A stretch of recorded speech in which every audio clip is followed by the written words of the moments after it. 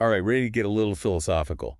Today we're going deep on fatalism. Oh, this is going to be good. It really is. It's a fascinating concept when you think about it. Yeah. That we're, well, powerless to do anything other than what we actually end up doing.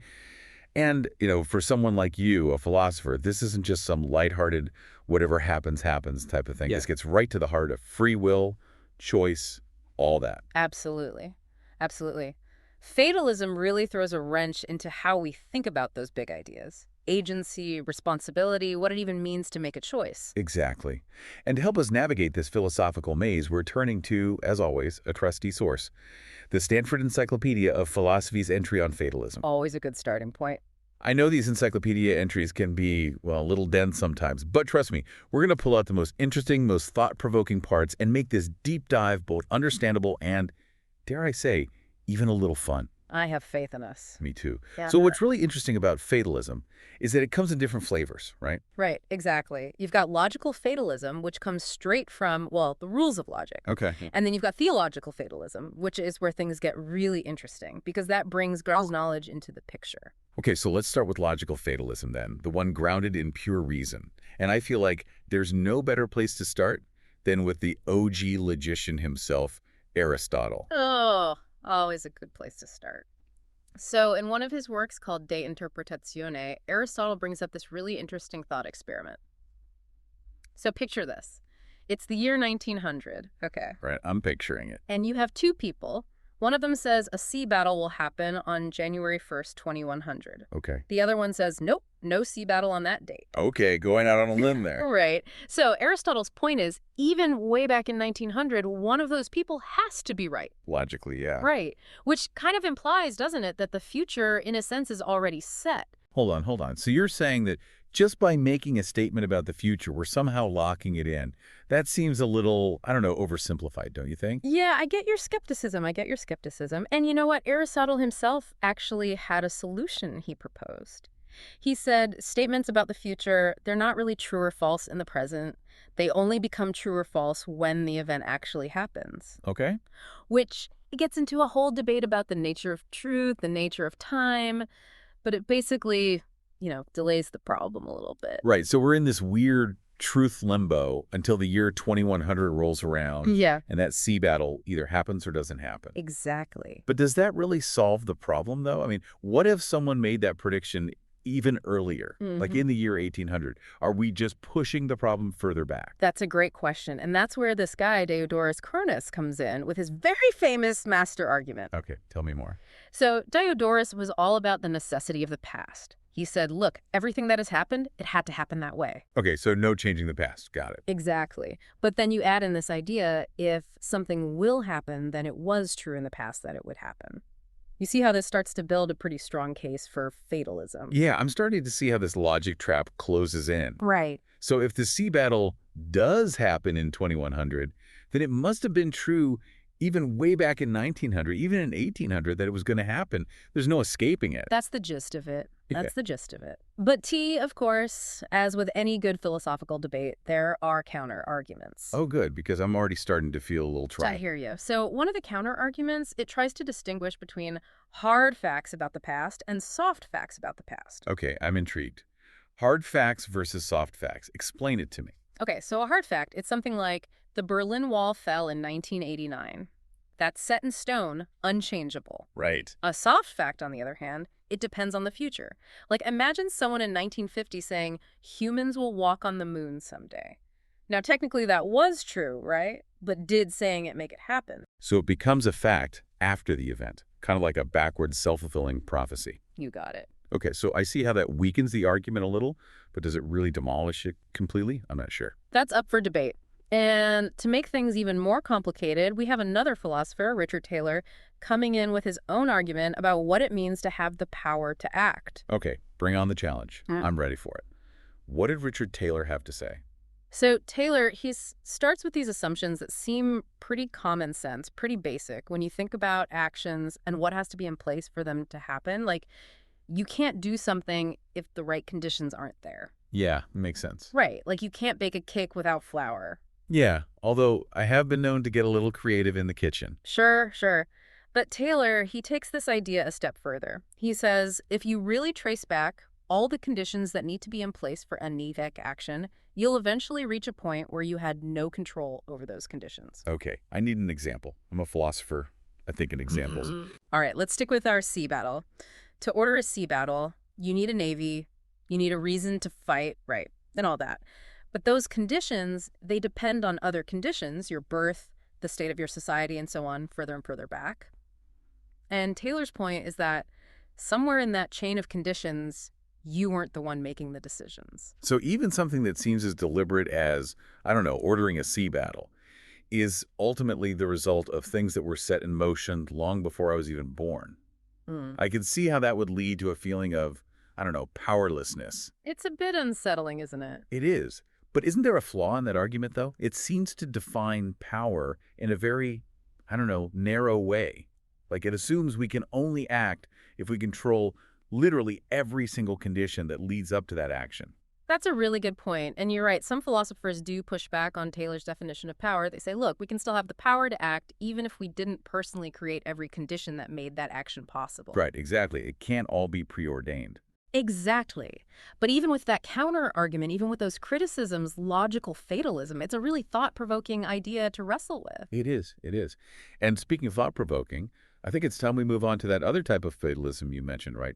Theological fatalism. The idea that maybe God knowing everything actually limits our free will. Oh, yeah. Let's dive into that. We're going from the realm of pure logic to the realm of, well, divine knowledge, which, as you might imagine, gets even more complex. So we've been digging into this whole logical fatalism thing, but now let's add another layer, another wrinkle to this. Let's bring God into the picture. Okay, yeah. Theological fatalism, right? It gets into how God knowing everything, if you believe in that, might actually stack the deck even further against this idea of free will. Yeah, I mean, things definitely feel a lot more, I don't know, weighty when we start talking about God. Right. So walk me through this. How does God knowing everything potentially lead to this idea of fatalism? All right, let's put on our hypothetical hats for a second. Imagine you are God.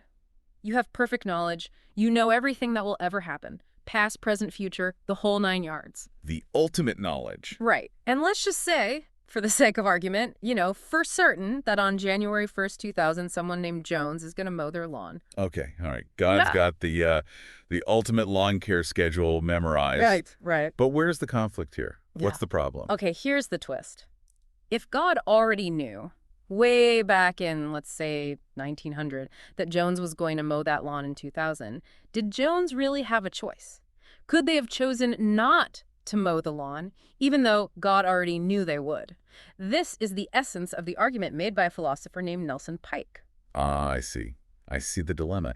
If we're accepting that God's knowledge is, infallible, then it kind of seems like Jones's actions are predetermined. Exactly. Their free will just goes right out the window. That's Pike's point, yeah. He's saying if you're going to embrace this idea of divine omniscience, then you're kind of stuck with at least some version of fatalism. And this has been a real head-scratcher for theologians, for philosophers, for centuries, right? Trying to figure out how to reconcile this idea of God's knowledge with human freedom. That's a tough one. So what are some of the ways they've tried to, I don't know, get around this? Are there any escape routes? Yeah. Is there any way to salvage this idea of free will in a universe where God's already seen the whole movie, so to speak? Yeah, let's look at a few of the more, I guess, popular ideas, right? So one is this idea that maybe God's knowledge isn't bound by time in the same way that ours is. He's outside of time, right? He's a timeless observer. Okay. So think of it like God sees all of time at once, like all at once. It's not so much predicting the future as perceiving all moments equally. Right. This is often called the Boethian solution, named after the philosopher Boethius. Okay. So from God's perspective, it's not so much this will happen. It's more like everything just is all at the same time.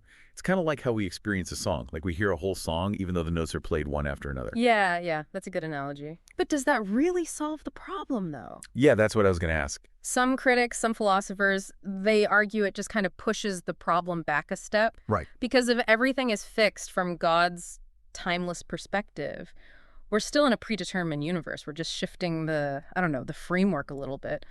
Where does our free will actually fit into that picture? Yeah, I mean, it feels like we're just trading one type of predetermination for another type of predetermination, aren't we? Yeah, you could say that. So what are some other options? Well, what if we rethink what we even mean by God's knowledge? Maybe it's not about beliefs in the way that we as humans think about beliefs. Maybe it's a more direct kind of knowing, like a pure awareness. Okay. It's not about judging or predicting. It's just pure perception of what S equals. So it's almost like God is this, I don't know, cosmic security camera, just observing, recording things, but not really having any emotional investment or bias towards what's happening. Yeah, you could think of it that way. And some philosophers, they argue that this kind of knowledge, it wouldn't mess with free will because it's not like God's forcing anything on us, right? Yeah. It's just pure observation. Okay, that's an interesting perspective. Yeah. But I have to admit, this idea that God has this all-encompassing knowledge, it still feels a little, I don't know, stifling.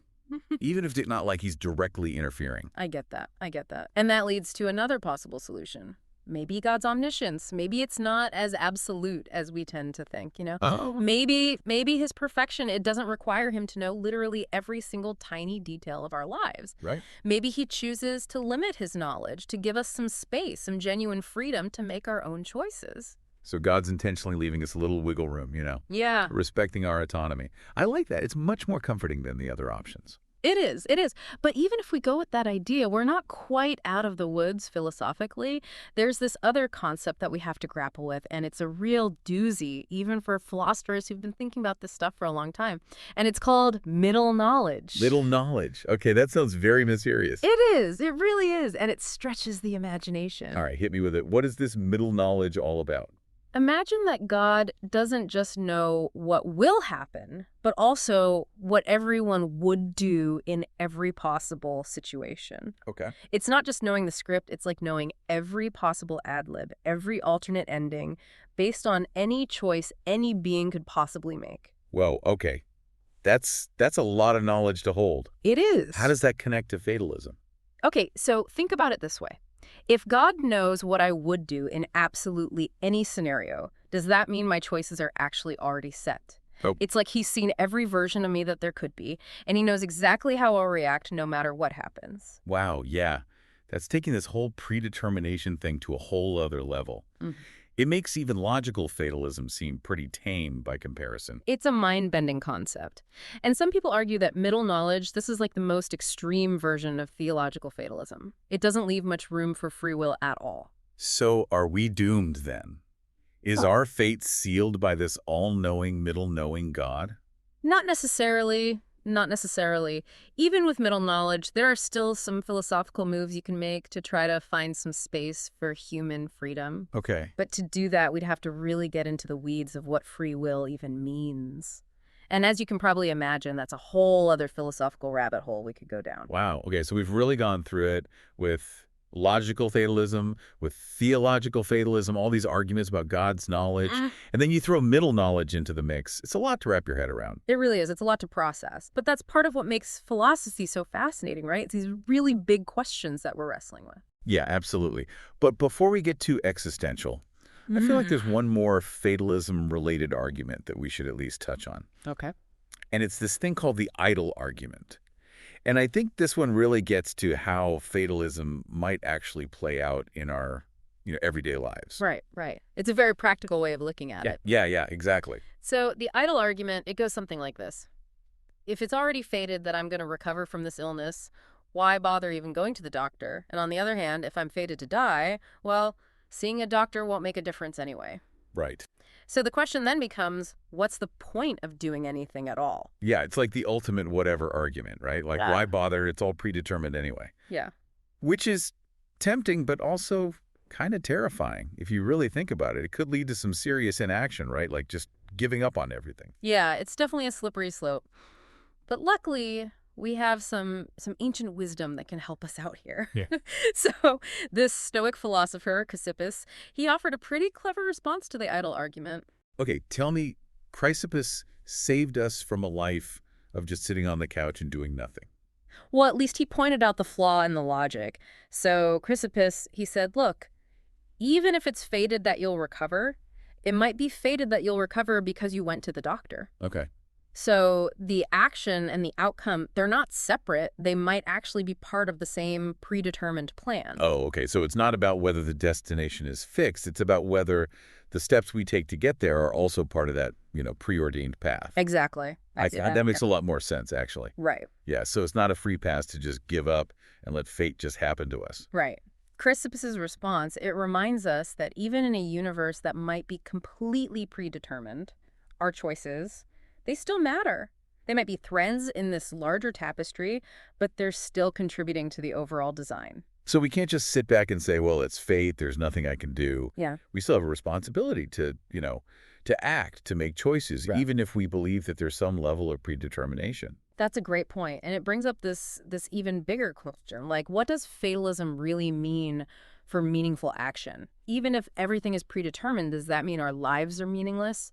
Or can we find meaning in the journey itself, in the choices that we make along the way, regardless of where we end up? It's a question that philosophers have been grappling with for, well, probably as long as there have been philosophers. And I don't think there's an easy answer.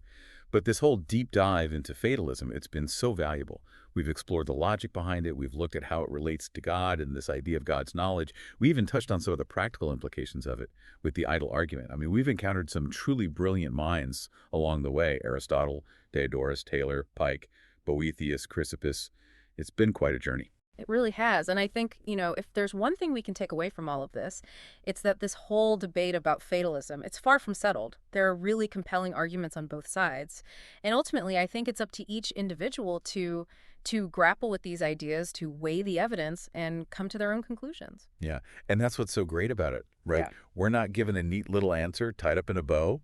We have to think for ourselves. We have to wrestle with these ideas and figure out what we believe. But before we wrap up, I have to ask, if you could ask an all-knowing being, like one question, just one question, to get to the bottom of this whole fatalism mystery, what would it be? Oh, that's a great question. Let me think. I think I would ask, is there even one choice, like even a tiny, seemingly insignificant choice that I could have made differently? A choice that would have led to a different outcome in my life?